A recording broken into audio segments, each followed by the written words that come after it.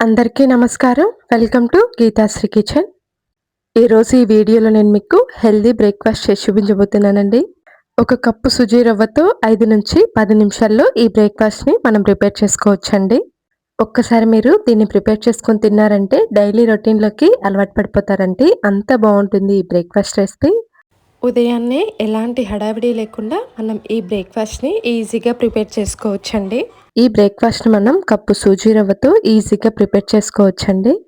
Late చేయకుండా వీడియోలోకెళ్ళిపోదాం. Video చూసే ముందు ఒక లైక్ చేయండి ప్లీజ్. ముందుగా ఒక గిన్నె తీసుకొని అందులోకి అరకప్పు వరకు సూజీ రవ్వను వేసుకోవాలి. ఇక్కడ నేను ఇద్దరికి బ్రేక్‌ఫాస్ట్ ప్రిపేర్ చేస్తున్నానండి. అదే కప్పుతో ఒక కప్పు వరకు పెరుగు వేసుకోవాలి. అరకప్పు సుజీ రవ్వకి అరకప్పు పెరుగు వేసుకోవాలండి. ఇప్పుడు రవ్వ మొత్తం పెరుగులో కలిసే విధంగా బాగా కలుపుకోవాలండి. కాసిన్ని నీళ్లు వేసి ఇక్కడ నేను చూపిస్తున్న విధంగా ఈ కన్సిస్టెన్సీ వచ్చే వరకు 2-3 నిమిషాల పాటు ఇలా బాగా కలుపుకోవాలండి. ఈ విధంగా కలుపుకున్న తర్వాత ఇప్పుడు దీనిపైన మూత పెట్టేసి ఓ 10 నిమిషాల పాటు పక్కన పెట్టేసుకోవచ్చండి. లేదంటే మీరు డైరెక్ట్‌గా కూడా ప్రిపేర్ చేసుకోవచ్చు. ఇక్కడ నాకు టైం ఉందని చెప్పేసి నానబెట్టి తీసుకుంటున్నాను. ఇక్కడ నేను 10 నిమిషాల తర్వాత మూత తీసి చూపిస్తున్నాను చూడండి. రవ్వ మొత్తం పెరుగులో కలిసిపోయి ఈ విధంగా కాస్త గట్టిపడిపోయి ఉంటుందండి. ఇప్పుడు మొత్తం అంతా కూడా మళ్ళీ ఒకసారి బాగా కలుపుకోవాలి. ఇప్పుడు ఇందులోకి మళ్ళీ అరకప్పు వరకు నీళ్లు వేసుకోవాలండి. ఇప్పుడు ఈ నీళ్లు మొత్తం ఈ రవ్వ మిశ్రమంలో కలిసే విధంగా బాగా కలుపుకోవాలండి. మనం దీనిని కంటిన్యూయస్‌గా 2-3 నిమిషాల పాటు ఇలా బాగా బీట్ చేసుకుంటూ కలుపుకోవాలండి. అప్పుడే మనకి మంచి కలర్ వస్తుంది. మిక్సీ పట్టాల్సిన అవసరం లేదండి. ఇలాగే డైరెక్ట్‌గా వేసుకోవచ్చు. ఇప్పుడు ఇందులోకి ఒక పెద్ద సైజు ఉల్లిపాయని ఇలా ముక్కలుగా కట్ చేసి వేసుకోవాలండి. అలాగే ఒక పెద్ద సైజు క్యారెట్‌ని కూడా తీసుకొని పైన తొక్క తీసేసి ఇలా చిన్న ముక్కలుగా కట్ చేసి వేసుకోవాలి. 4-5 పచ్చిమిర్చిని కూడా ఇలా చిన్న ముక్కలుగా కట్ చేసి వేసుకోవాలి.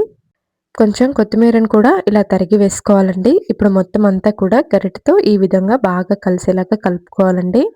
కన్సిస్టెన్సీ అనేది మరీ చిక్కగా కాకుండా ఇంకాస్త నీళ్లు వేసుకొని ఇక్కడ నేను చూపిస్తున్న విధంగా బాగా కలుపుకోవాలండి. చూడండి, మరీ లూజ్‌గా కాకుండా మరీ గట్టిగా కాకుండా ఈ విధంగా ఉంటే సరిపోతుందండి. ఇప్పుడు ఇందులోకి అర టీ స్పూన్ వరకు సాల్ట్ వేసుకోవాలి.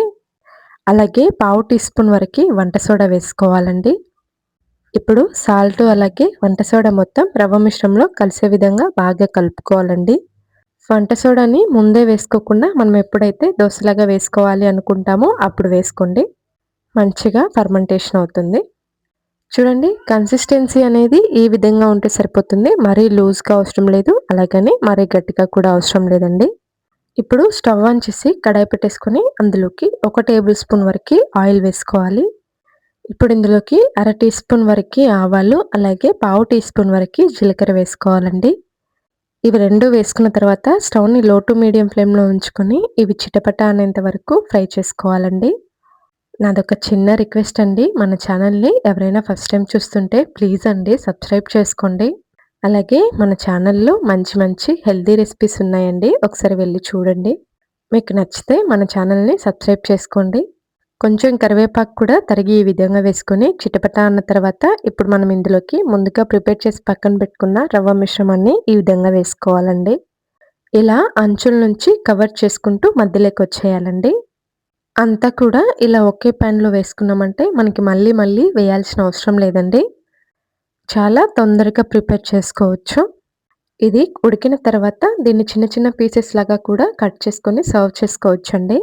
అంతా ఇలా స్ప్రెడ్ చేసుకున్న తర్వాత ఇప్పుడు దీనిపైన మూత పెట్టేసి స్టవ్‌ని లో టు మీడియం ఫ్లేమ్‌లో 3-4 నిమిషాల పాటు అలాగే వదిలేయాలండి. ఇక్కడ నేను చూపిస్తున్న విధంగా ఆవిరి మొత్తం పైకి వచ్చేసేయాలండి. పైకొచ్చిన ఆవిరి నీళ్ళనేవి కింద పడకుండా ఈ విధంగా ఉన్నప్పుడే ఇప్పుడు దీన్ని తీసేసుకోవాలండి.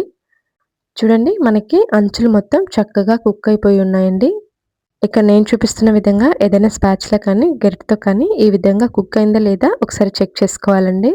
ఈ విధంగా కుక్ అయిన తర్వాత ఇప్పుడు దీన్ని ఏదైనా ఒక ప్లేట్‌లోకి ఈ విధంగా వేసుకోవాలండి.